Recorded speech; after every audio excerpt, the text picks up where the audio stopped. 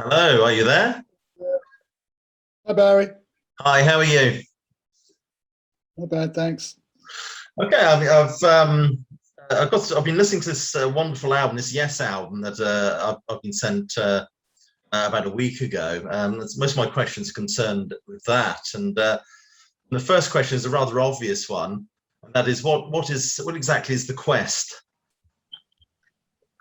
Well, I don't know. It's a title, isn't it? Well, look, it's a goalistic kind of word, and yes, I'm certainly searching for what the future is, and I Uh-huh. think that's why we chose it. Why the quest we're on is to kind of not exactly redesign, but and not reinvent exactly, but kind of revitalize yes, and but not with the constraints of it has to be like the old yes, the older yes, but Mhm. more that it's got the freedom to develop its own, more delicate style of music, really, I suppose. Right, okay.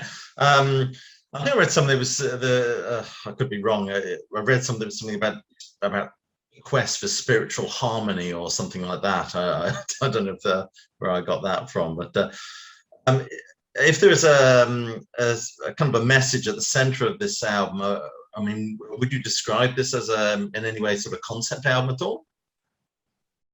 I don't truly think so. No, I mean the title pulls it together Hmm. as far as what that sounds like. What I think it was something John said, Okay. but certainly it pulls all the whole thing together. The whole motion of going, going for a strength in the music. And the music is absolutely fabulous on this as well. I mean, one thing that struck me was the clarity of the production on this album. It's just absolutely wonderful. Thank you. It it feels it my first observation, it feels slightly different from the previous album. I just wonder if you feel that as a band you're more driven on this one to make a different album or an album that sounded different. Yeah, we wanted to get away from where we'd been sort of led or misled before, but a lot of it was also about the general atmosphere and the bond that we formed over these years with Billy and John and Jeff and Alan and myself.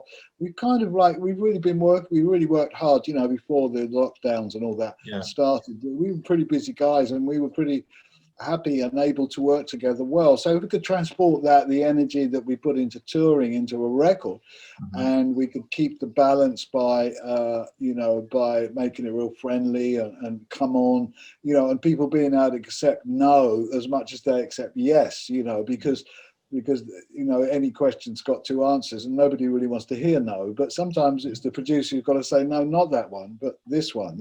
So I guess it was really understanding each other better and appreciating each other, because that's really at the heart of a good working band is appreciation for each other.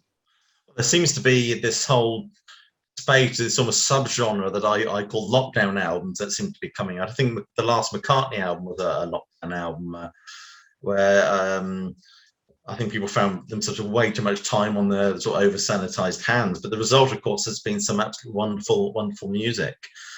I have to say, listening to this album, I think your voice sits very well with John Davidson's. I wonder if you felt that as well, listening to it back. Yeah, I'm delighted. We did start that collaboration when I did my album Love Is Hmm. for EMG last year, and basically I invited him to do harmonies on my songs and play bass on them as well, because he's a Yeah, very very fine bass player. But right. when we came to this album, it was more of a surprise to me that I gradually got more and more built into the vocal sound, because John was open to take over. I always said to him, like, you got into this song and we got into the arrangement, and you can take over the whole thing. You can sing it all, like he did on the Ice Bridge and Minus the Man and loads of songs. So he gets a fair airing of that. But funny enough, in those songs that we credit as duet harmonies, duet vocals, John and I on Dare to Know and Leave Well Alone and a few others, they really came about more of a surprise, that because my obviously when I present a track, I've got to present what's available. So I'm presenting my vocal, and John's going, well, I like that. Maybe I could sing with this. You know, so it kind of developed into its own. So I mean, this kind of started for me commercially, or in a big way, with John Watton when we did the song "One Step Closer" on the first Data album, because that was like almost like what I'm doing with John, where it's a two-voice thing. The harmonies are structured to complement, and you know, we get on with it. And that's basically what happened on this one. But yeah, I mean, over the years, you know, initially on all the 70s albums, I never had a vocal lesson in my life. And then around Asia, I had a vocal lesson, and you know, I felt better. And you know, I guess I've had a lot of experience at singing in studios and on the live situation, which is challenging. But so yeah, I'm fairly happy. The voices, the two voices seem to go just so well together. It's and there's some remarkable vocal performances on this album. I'm always reminded of a great quote. I think Bjork said that singing is a celebration of oxygen, and whenever I hear John Davison's voice, I'm always reminded of that quote. For some reason, he's just absolutely remarkable, I think. There appears to be a very clear eco message on this album. You know, there's a sense of peril, perhaps expressed on this record. Certainly with the Ice Bridge, I think there's lines like, you know, fear of extinction. We're pushed to the edge. And there's a wonderful song, Living Island. I know Living Island is about Barbados, and whether I'm reading it incorrectly, but I took the Living Island to perhaps be a metaphor for a whole world, really, as something that needs to be precious and quite needs safeguarding. I suppose my question is, would you consider this, you know, quite a political album?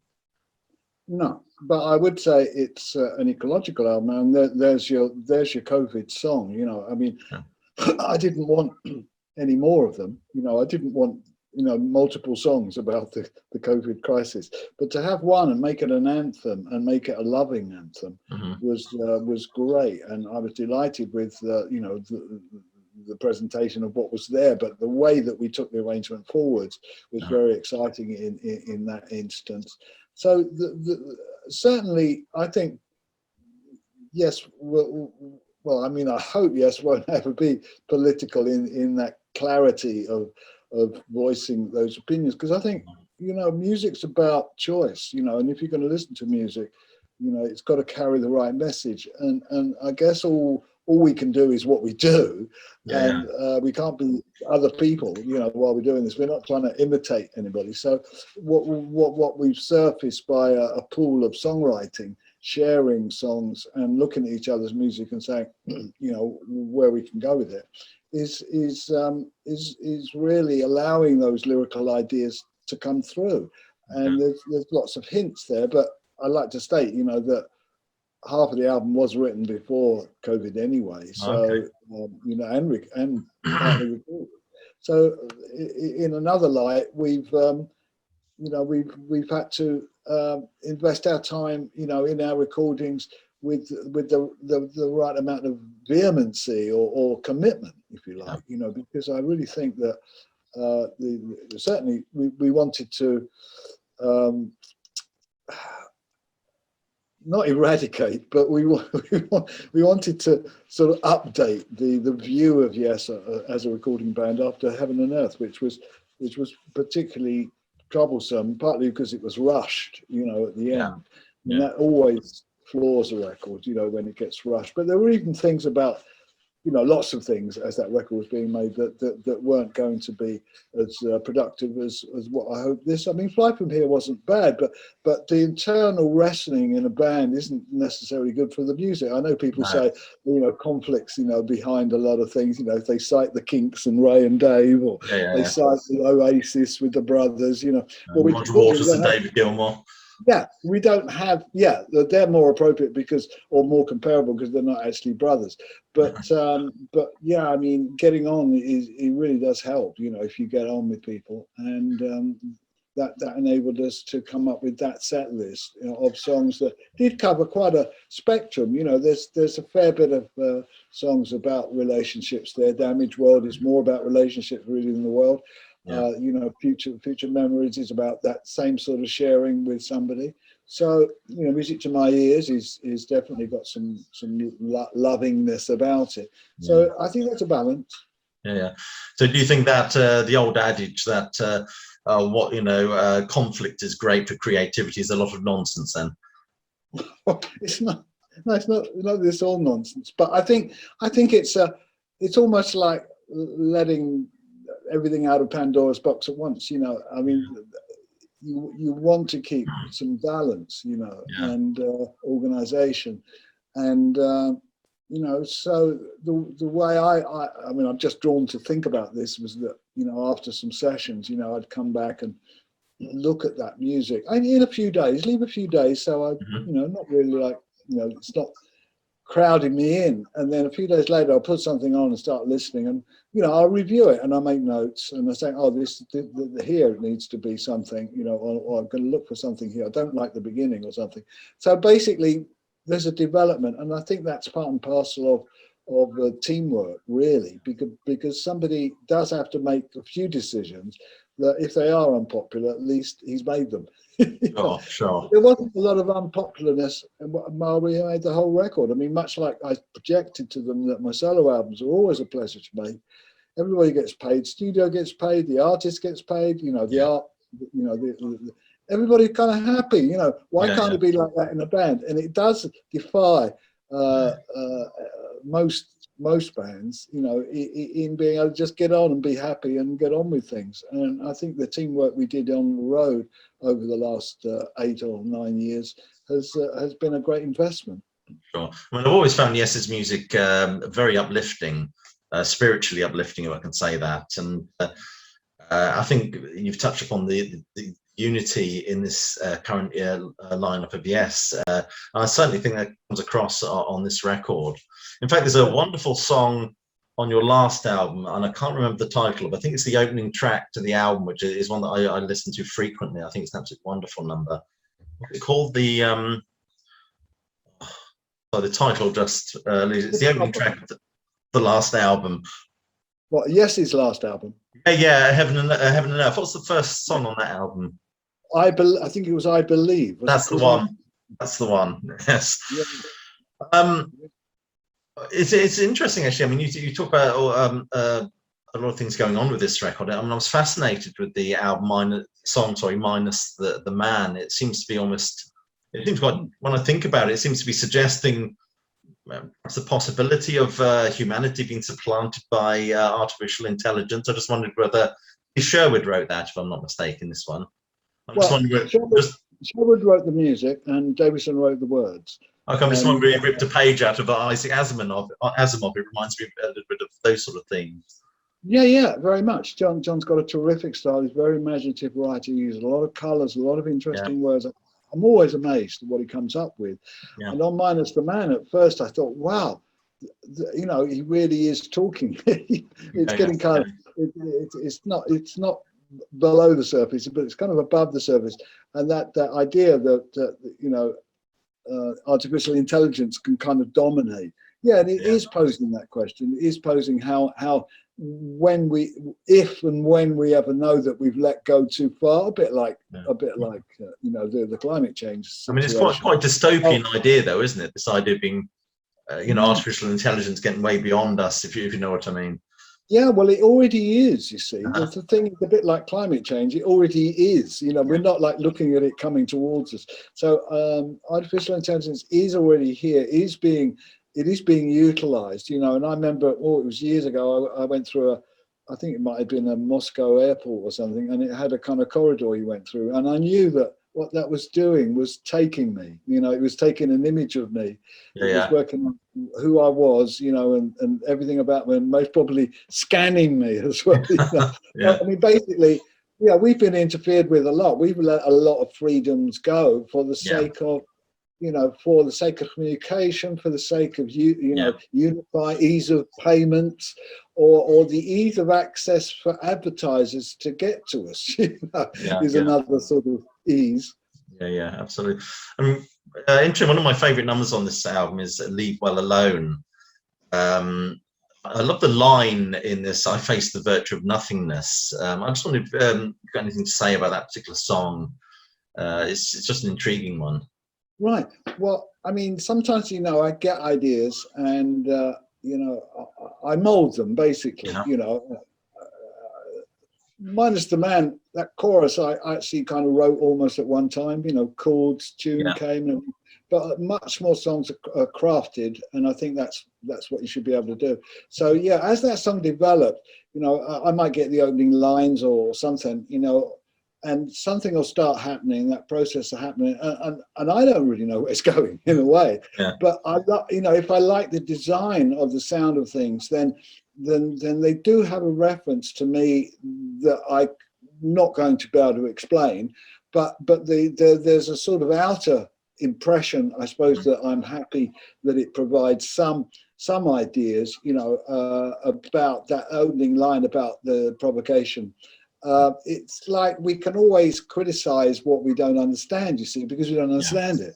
So mysticalness, the word mystic in there is really the key word in that opening line, mystic. Mm-hmm. So I'm kind of saying that if you keep bashing the mystic, it's all very well, but it ain't going away. It's not any better understood now, and we should endorse it.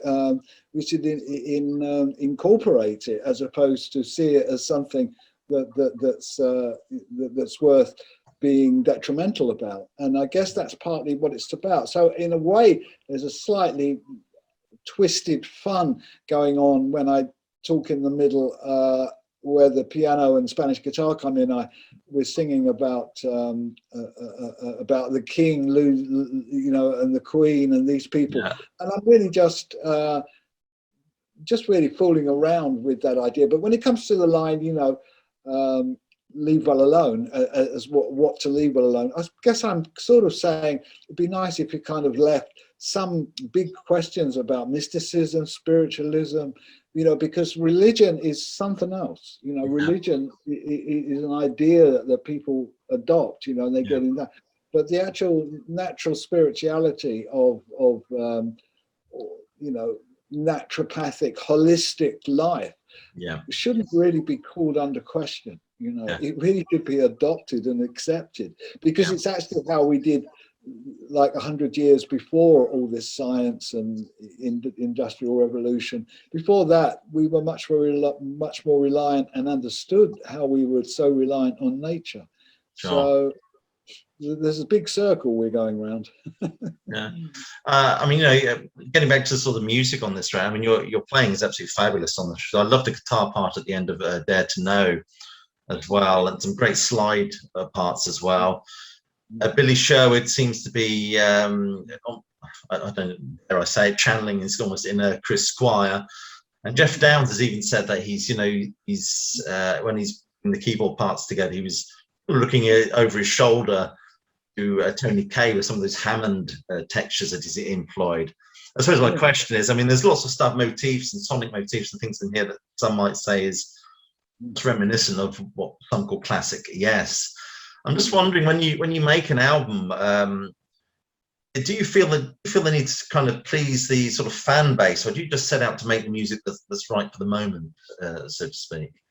I think we can only do the latter, because basically, we have to have belief, so it's creating that belief. So there might be disbelief, but if that gets annihilated, then there's greater belief. So I guess that belief in our music, that kind of tells us where we've got to go.